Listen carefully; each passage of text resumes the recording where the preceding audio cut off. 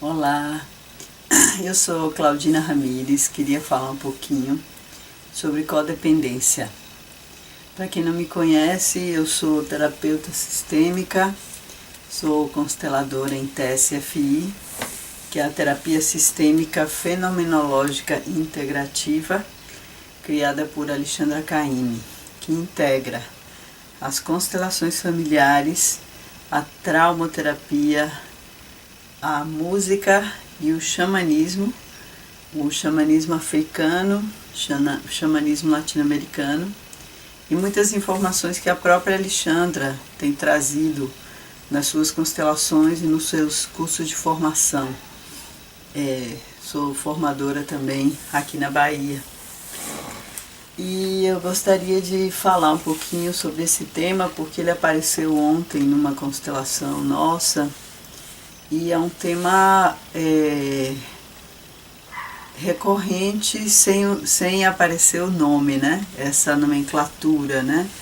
E aí eu gostaria de definir um pouquinho primeiro, né? Codependente é aquela pessoa que vive com um dependente, né? E que de alguma forma tenta salvar esse dependente, né? O codependente, ele pode ser um marido, pode ser uma esposa, pode ser um amigo, pode ser um terapeuta. A característica do codependente é justamente essa. Ele se associa a pessoas que têm algum tipo de dependência. Pode ser uma dependência química, pode de alcoolismo, de cannabis ou de outras drogas, ou tudo junto, né? Pode ser uma dependência emocional também, pode ser alguém que tem sintomas graves de dependência, né? Que precisa ficar junto, que precisa estar sempre acompanhado.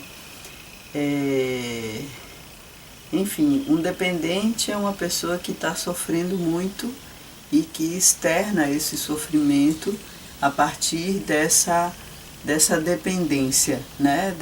Do álcool, né? Das drogas, da companhia, né?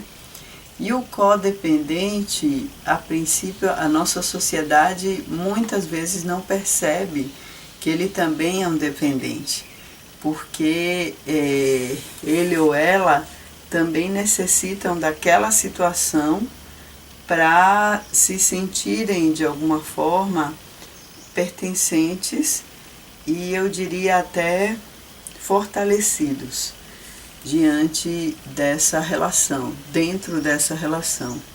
É como se nessa relação eles fossem os superiores, eles fossem os cuidadores, eles são, né? O que se externa é isso, né? É que eles são os cuidadores dessa pessoa que não conseguiria, a princípio, né, sozinha se virar, né? Encontrar os seus mecanismos, enfim. Bom, sistemicamente o que a gente tem aí é um acoplamento, né? A gente tem de fato duas pessoas que têm uma necessidade, né? E que se encaixam justamente porque uma fala indiretamente para a outra, eu também sou como você, eu te compreendo, né? Vamos ficar juntos porque juntos podemos alcançar um lugar melhor. Isso também é verdade, sim. Essas duas pessoas, se quiserem de fato alcançar um lugar melhor, elas podem. Porém, aí essa é a nossa visão e a nossa proposta. As duas pessoas precisam estar conscientes das suas dependências e as duas pessoas precisam se colocar num lugar de autotrabalho, de se darem aquilo que elas estão buscando na outra pessoa. tudo que eu falo a partir de agora é importante que não seja escutado. Eu sempre repito isso nos meus vídeos e acho muito importante repetir, que não seja escutado num lugar normativo, num lugar de é assim, né? Num lugar definitivo, assertivo, né?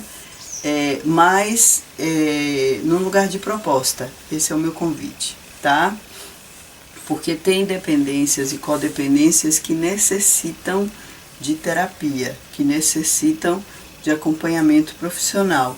E quanto mais sofisticado os sintomas, mais sofisticada a necessidade de terapia, ou melhor, mais especializada a necessidade do profissional que vai acompanhar, tá? Bom, mas eu acho que até com a terapia é importante que essas duas pessoas observem o seguinte: o que é na vida delas que faltou para que elas se tornassem dependente e codependente. Geralmente tem uma falta ou do materno, ou do paterno, da mãe ou do pai, né? Uma falta do cuidado da mãe, da nutrição da mãe, uma falta da proteção do pai, da ação correta, do ensinamento da ação correta do pai. Geralmente tem isso, né?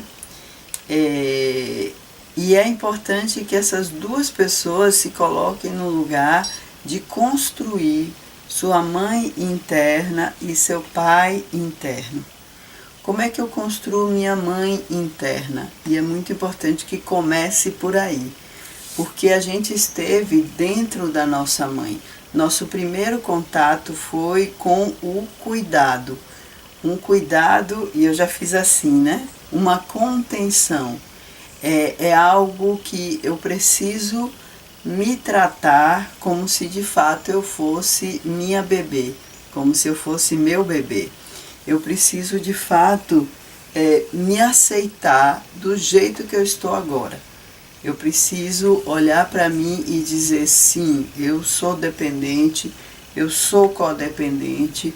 Não vou mais ter vergonha disso, no sentido de que não vou mais esconder isso. Eu vou de fato tomar isso como a grande possibilidade que eu tive, tendo a história que eu tive, de sobreviver. Tem muitas pessoas que, se não tivessem estabelecido esses sintomas, elas teriam tido um surto psicótico. Elas teriam, e consequentemente poderiam ter morrido já. Então é muito importante assim acolher todos os seus sintomas. No momento em que você abre esse campo de autocuidado, mesmo que você já esteja em terapia há muito tempo, é muito importante que você diga: sim, eu sou essa, eu sou assim, a minha história é essa, os meus pais são assim, a minha mãe é assim, o lugar onde eu nasci é assim, e tá tudo bem. Isso foi o que a vida me deu, isso foi o que eu consegui construir, essa sou eu nesse momento. Esse primeiro momento é essencial para que nada fique de fora, para que eu não entre em nenhum tipo de negação ou de romantização. Sabe como é? Tipo, é verdade, eu vivi uma relação de codependência, mas a partir de amanhã eu não sou mais. Não existe isso. O que existe a partir de amanhã eu vou começar a olhar profundamente para isso. Eu vou começar a perceber os detalhes disso. Eu vou começar a acordar pela manhã me dizendo: ok, esse é mais um dia de pesquisa. Esse é mais um dia no qual eu vou sentir como é que meu corpo fica quando esse outro vai embora, como é que meu corpo fica quando eu fico sozinha, como é que meu corpo fica quando eu fico sozinha e resolvo tomar um banho demorado, no qual eu vou conversando com meu corpo, no qual eu vou me dizendo que nós temos uma possibilidade nova, nós temos a chance de reescrevermos essa história. Eu vou conversando com o meu corpo, eu vou registrando isso. Quero focar um pouco mais nos codependentes, mais do que nos dependentes, porque os dependentes, eles teriam outras características. Nesse vídeo eu quero mais falar com os cuidadores, tá? É muito interessante porque nós, cuidadores, e eu me incluo nisso, em muitos momentos a gente não percebe o quanto a gente gasta energia pensando na outra pessoa. O quanto a gente gasta energia se preocupando se o outro comeu, não comeu, bebeu, conversou, chorou. E não deixamos tempo suficiente para nos fazer as mesmas perguntas. Se eu de fato comi, se eu de fato chorei, se eu de fato estou bem emocionalmente, se aquela situação nesse momento é possível para mim, ou se nesse momento eu preciso dizer para o outro, agora não, hoje especialmente não, hoje eu preciso ficar um pouco sozinha, hoje eu preciso dar uma caminhada sozinha, hoje eu preciso pensar um pouco no que me aconteceu nesses últimos dias. Hoje eu preciso chorar. Hoje eu preciso procurar alguém que cuide de mim. Procurar uma amiga, um amigo. Procurar um supervisor. Hoje sou eu primeiro. Hoje eu preciso de fato me priorizar. Quando a pessoa faz isso, é como se ela ativasse essa mãe interna. É como se ela materializasse uma nova mãe, inclusive. É uma mãe muito cuidadosa, é uma mãe que ela está atenta e ela consegue fazer algo que as mães reais não conseguem, que é justamente tocar de verdade a emoção daquela pessoa. Porque a única pessoa que de fato vai tocar de verdade a sua emoção, adivinhe, é você mesma, é você mesmo.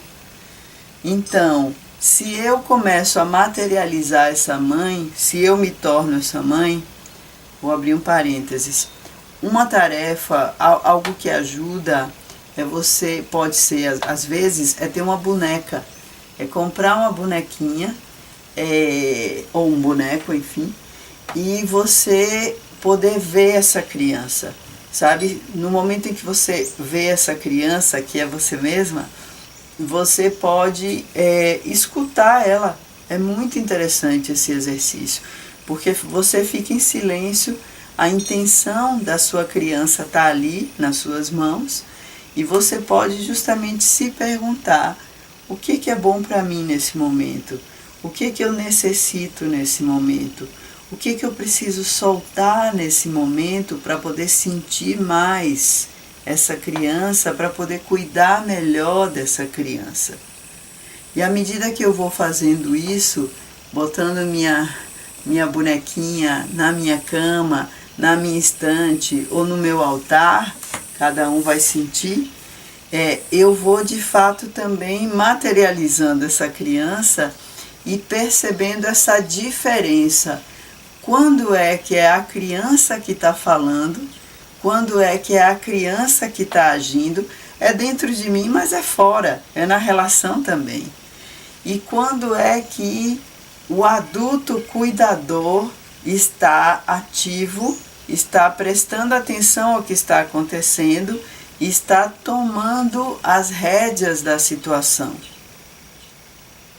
Tem uma fala de Alexandra Caymmi, nossa mestra, que é muito interessante. Ela fala assim, é necessário que você dirija a sua vida. E é necessário que você entenda que criança não dirige carro.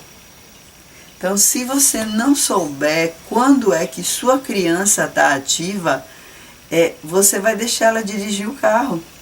E ela vai bater esse carro. Ela vai criar situações de confusão, ela vai falar coisas que vão agredir as pessoas, ela vai querer comer fora da hora, coisas que não vão te fazer bem, beber demais, enfim, ela vai ter várias atitudes de uma criança que de fato não está sendo vista. E ela vai fazer de tudo para ser vista. Quando você faz esse exercício de, opa, eu quero ver essa criança, e você materializa a bonequinha e o bonequinho, você começa de fato a se sentir e a se ver. E o mais interessante é que para você fazer isso, você vai ter que ter tempo com você mesma, tempo sozinha. Porque você não vai, parecendo uma doida, pegar na frente de qualquer pessoa, de um grupo de pessoas, espera aí que eu vou conversar com a minha criança. Vai ficar de fato esquisito. Você pode ser muito autêntica e fazer, ok, nenhuma crítica a isso.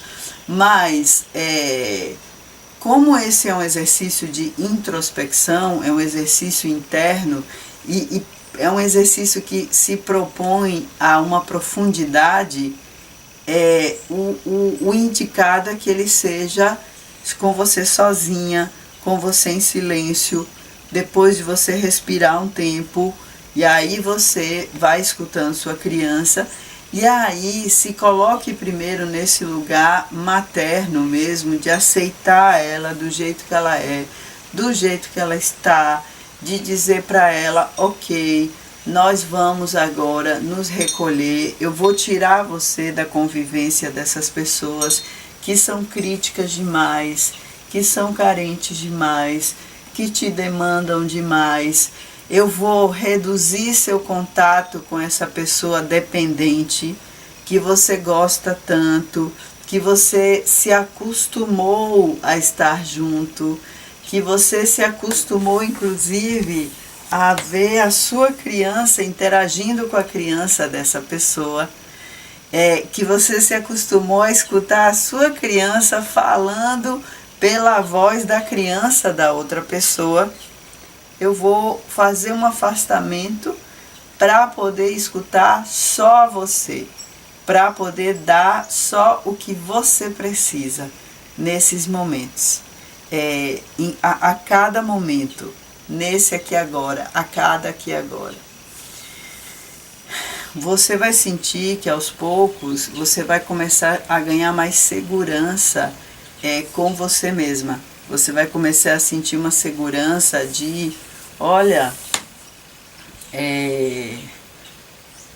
parece que eu não estou tão errada como eu achava, parece que eu não sou tão confusa como eu achava que eu era.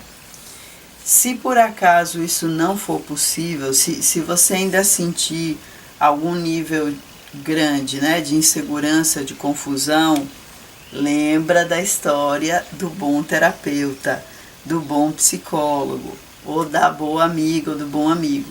Procura alguém que já fez esse caminho, alguém que de fato quer te ajudar, mas de verdade mesmo, né? Uma pessoa que ou esteja sendo paga, né? Tem uma troca financeira e ela obviamente quer fazer isso por você, ou algum amigo ou alguma amiga com o qual você tem um outro tipo de troca e a pessoa quer também te dar um amparo, e pergunta para ela, você pode checar com ela também. Vem cá, isso assim que eu estou fazendo para me cuidar, é cuidado mesmo? Ou de alguma maneira eu tô retornando para aquele lugar de, vou chamar de autossabotagem. Vou dar um exemplo. Não, porque a minha criança ela me pede para comer bolo. Então eu vou e dou um bolo para minha criança. Estou cuidando dela? Bom, já está mais do que comprovado que o glúten, a lactose e o açúcar são alimentos que inflamam os nossos corpos. Se você é uma pessoa que não tem problemas de inflamação no corpo, o bolo está super contextualizado. Mas se você é uma pessoa que tem dificuldade de perder peso, que tem problemas de digestão, que tem problemas articulares, que tem problemas neurológicos, que tem, enfim, esses sintomas que as inflamações causam, é claro que o bolo não é algo interessante para você. Ah, meu Deus, mas e aí? Eu vou parar de comer o bolo? Eu nunca mais na vida vou poder comer um bolo? Não é sobre isso. Você vai poder comer o bolo dentro de um lugar de proteção para você mesma. Você vai ter que comer esse bolo bem mais consciente. Uma outra pessoa, ela pode, e uma pessoa que já tenha feito esse caminho, ela vai te dar esse retorno. Ela vai poder te dizer, amiga, amigo, é isso assim, assim. Então,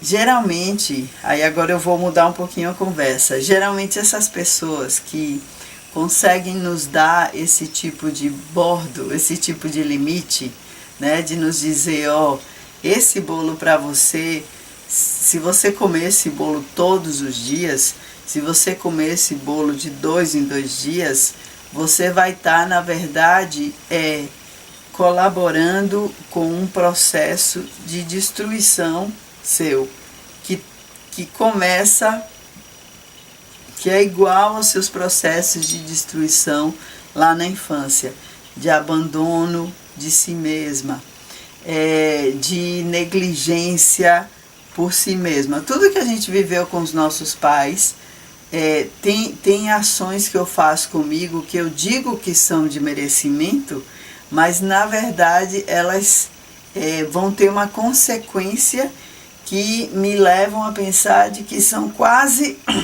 um castigo, quase uma fidelidade inconsciente que me leva novamente para um campo de informação de destruição. Então, esse tipo de profissional ou esse tipo de amigo, ele tem desenvolvido essa outra parte, que é a parte do masculino interno, que é a parte do pai dentro da gente, que eu falei lá no começo do vídeo. Se eu não tenho ainda nem noção disso, ou se eu estou começando, é importante, eu estou começando a me cuidar, é importante que eu tenha esses referenciais de pessoas que já têm esse masculino interno, que já tem esse pai interno desenvolvido, e eu vou lá e dou uma pescadinha, né? Pergunto, vem cá, essa ação assim, assim, que ainda é confuso para mim, isso é cuidado ou não é? E aí a pessoa pode me dar uma boa dica, né? Um bom conselho. Mesmo assim é importante que eu veja que do mesmo jeito que essa pessoa que eu procuro para me aconselhar, ela fez um caminho, para ela foi possível desenvolver esse novo masculino. Para mim também é possível. Então, a outra proposta a proposta seguinte vamos então desenvolver o nosso masculino interno. Vamos então nos dar essa possibilidade da gente ter um limite e uma compreensão clara de qual é a minha ação correta para cada momento, tá? De que forma eu vou fazer isso? Bom, existem várias formas, tá? Eu tenho falado sobre isso nos outros vídeos, vocês podem dar uma olhada. Mas o que eu diria agora, a minha proposta para esse vídeo é a seguinte. Fique um tempo se dizendo não. Fique um tempo dizendo não para pessoas para as quais você esteve bastante disponível. Perceba o que acontece quando você tem essa atitude.